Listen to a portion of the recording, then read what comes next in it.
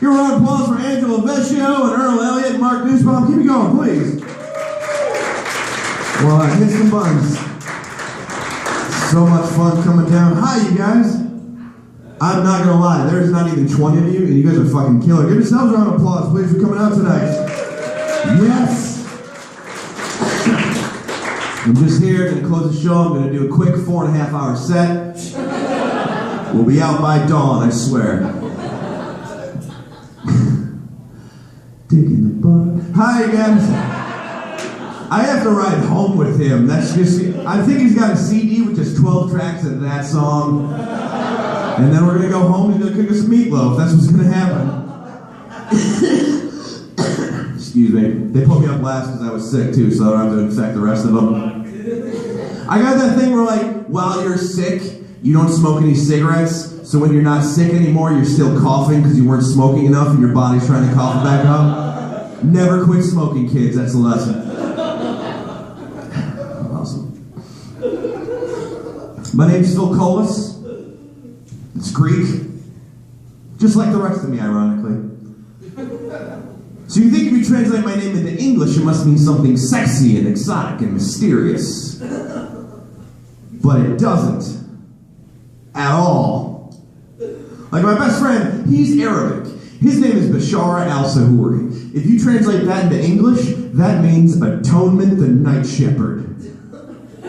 Yeah, right? That's eyebrow up. That's fucking awesome. That's a secret ninja killing machine codename. His whole life is a movie trailer. He's got explosions going on behind him. He's got sunglasses and M16 this summer. No women, no kids. The Al-Qaeda crusher. I don't want the night shepherd. You know what my name is? Philip Paskalokithas. Lover of horses, pumpkin farmer.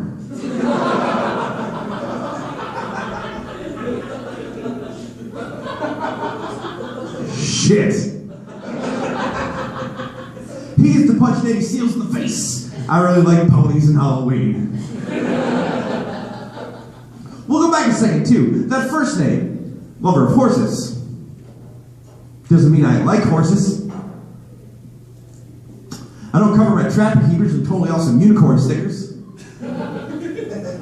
I like horses. Yeah, you're fucking putting together, yeah. I mean, I don't, but that's the destiny my parents wanted for me. Shagging Shetlands, whatever you want to fucking call it.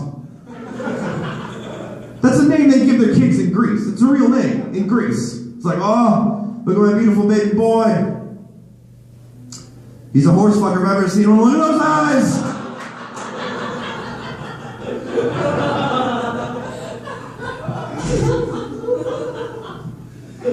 That's a name my dad picked for me sober on purpose.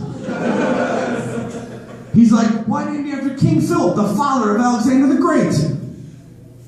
He didn't go with Alexander though, did he? Didn't want to name me after the greatest badass in the history of the human race who conquered the planet. Not him, his dad. That close. Thanks, Pops. You know what Alexander means? It's Latin. You translate that into English, the one without law. It's fucking tasty. I'll keep the pumpkin farmer last name if you'd give me the first name of a dude who sounds like he rolled off a Clint Eastwood movie. Instead of the first name I have now, it sounds like a dude whose favorite strip club is going to be the Kentucky Derby. Thanks. I told that joke at a show once, and afterward this guy came up to me really excited. He shook my hand and everything. He's like, hey man, I think you just got me laid. My name's Alexander. Fuck you, dude. She have a sister with a unicorn tattoo? Help me out, man. Sweet. Yeah, thanks. All right, cool. It's gonna get weirder. Save that. My dad, I mentioned, he's a creative guy. I love my dad, but he's also said the creepiest thing I've heard in my entire goddamn life once. My dad's an immigrant from Greece, like that whole story on the boat to America, like that's my dad. Which means now, I'm his son. If there's a Greek girl around my age, he'll just shove me next to her and want a grandchild to form in the empty space between us. It doesn't matter if she doesn't speak English. He's done this to me all the time. It's for the motherland, it's the mission. It's like me and all my brothers constantly. And so, I'm in college, I'm like 22, 23, and he's showing me this girl he wants to introduce me to, like, across the room, and she's gorgeous, she's Greek, she's stunning and everything. And I'm asking him about her, I'm like, well, how old is she? And he says, 17 or 18. Yeah, that is not multiple choice, motherfucker. That's a very important line to be on the right side of. Like, technically speaking, that might only be the difference of 24 hours. But I do not want to have to introduce myself to my neighbors for the rest of my life. She is not worth it. Awesome. Yeah, I know, right? I'm new comedy now, but I went to college for philosophy. I didn't finish. I'm a college dropout. Which means my life is exactly the same as if I graduated with a philosophy degree. Yeah, numbers check out. I really like comedy, but I'm the only entertainer in my whole family. They've all got regular jobs, 9 to 5s. They're all upstanding members of the community. They all graduated college, which I heard is pretty cool. So what that means is that to them, they think I'm the edgy one. They don't know what my hardcore art life is like in the underground comedy bomb shelters, whatever this is. Like, I want to make something very clear. I'm not the coolest person in this room. I am the coolest person in my family, though. It's not good. I don't want to be the top of the heap like that. I'll give you, for instance, an example. I was hanging out with my family. We were at my aunt's funeral. Her first. It's alright, I can't hurt her feelings. I was talking to my nieces and nephews, having like real family talk, right? I'm like, you know, if you ever need to talk to someone, and you've got questions about sex or drugs, and or rock and roll, you can come to me, you can trust me with that, you can ask me anything you want. And my sister tries to pipe up and help out. She's like, well, I went to college to be a health teacher. I know about drugs. I can tell them about drugs. And I was like, you read about drugs. You know that THC stands for tetrahydrocannabinol. You don't know what it's like to be afraid to talk because you're worried your tongue might drown in words. That's Uncle Phil. I already know I'm gonna be the cool uncle. It's nice to have that spot saved for me. So what happens now is that all the rest of the family trusts only me with what they think are terrible secrets that they won't tell the rest of the family. Because I'm the evil one, apparently. But none of those secrets are ever actually terrible, and it's adorable. Like, I'm talking to my oldest brother, and he's like 4 drinks in, and he's got that like, I'm cheating on my wife voice whisper, but he's not cheating on his wife at all. But what he does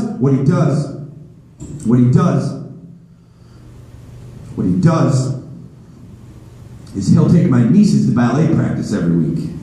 You know, like a badass. And then, when he comes to pick them up, he'll show up an hour early, because the ballet studio is right next door to a comic book store. Oh shit, man, like that's a secret mission with the hat, the sunglasses, and the trench coat. Secret code name. Come on in, Mr. Brown, here's your Wolverine pull for the month. Oh, it looks like your mustache is slipping there, maybe you get that. And then he got mad, because sometimes, I don't know, one of the parents is there an hour early. He has to abort mission. That's a grown-up. He's a grown-up. He can't have him see him walk into a comic book store. That's against the rules. He's got a job. He's got a car. He's got house payments. He's got 2.5 fences and white picket children. He's respectable. He can't be busted by comic books. And he's like asking me about my lifestyle. He's like, you smoke grass, right? You mow the lawn. Is that what they're calling it nowadays? That's what we're going to fucking start calling it, bro. Thanks. Seriously, like, friends of mine told me they started referring to smoking weed as mowing the lawn. Nothing has made me happier in my entire life, you guys. Take that home with you. But, seriously, oh my God, just fucking, I don't care. Do that every day.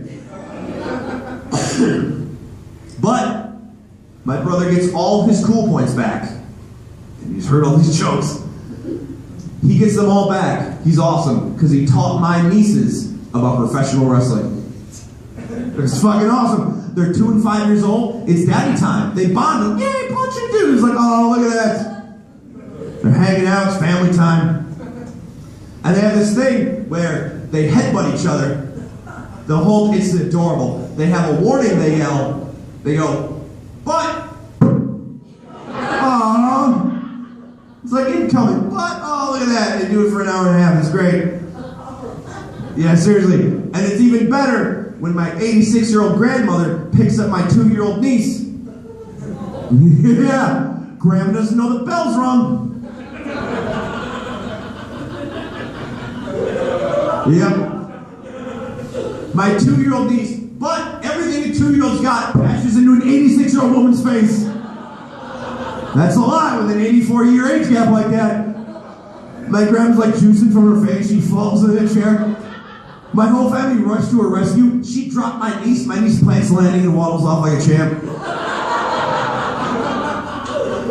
Yeah, right? Best Christmas ever. Sweet. You guys are great. I hate the band Styx. If you guys know, I don't care. Domo Arigato, Mr. Roboto, suck my balls. I don't care. If you guys know Styx, they're a shitty band from the 70s. If I had a time machine, I don't know why I'd have the only one. Someone else could go back and stop Hitler from Hitlering. I'd stop Styx from Styxing. In the Zen Buddhist good news out of bad news, silver lining, dark cloud, there's good stuff we got out of World War II. We understand human evil in a much deeper sense. We've saved lives because of it.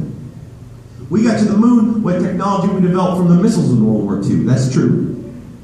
Hawaii was important there for a week. It was a good time for everyone who was still around. You know what Styx did? Made more bands like Styx. You know what they did? Nothing. It's unforgivable. I'll prove it to you. Exhibit A. Their big hit, Come Sail Away. You ever heard it? I'll break it down for you real quick. We're going to sail away with some angels. Oh, they're not angels. They're aliens with spaceships. Nothing with sails to sail away with. And it's strong sci-fi short stories with the synthesizers. It's not good music. Exhibit B. You know where they got the name for the band? Styx? You know what it was? It's a river. In hell. In Greek mythology, where the unliving dead and the undead living swirl together in blood to forget their past lives. It's the most brutal thing in the history of flowing water. And the name was stolen by a shitty band in the 70s. It was a secret plot by God and Yahweh to steal the coolest metal name for a metal band before a metal band could name the metal name for their metal band. You know who rocks? Slayer. Slayer rocks. Slayer should have been called Styx, but they couldn't because the name was stolen before they showed up. I don't care what you guys think. I told that joke at a pizza joint open mic, and the pizza delivery driver went, "Fuck yeah!" Which means I'm right.